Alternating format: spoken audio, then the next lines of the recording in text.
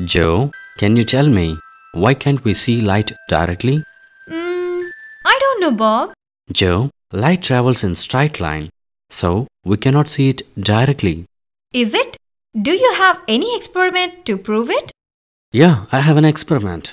For this, we require a candle and 3 cardboards of same dimensions.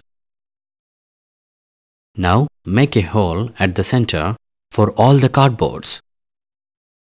Now arrange them like this.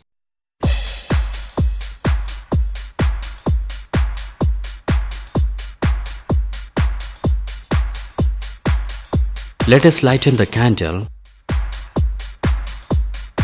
and place it in front of the cardboards.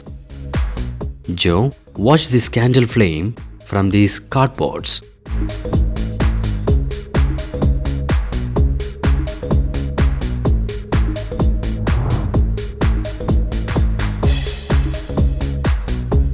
Bob, I can see the flame clearly.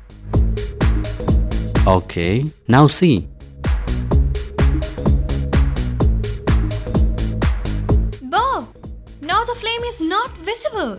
This is because of rectilinear propagation of light. It clearly says that light travels in straight line. Great, Bob. You proved it.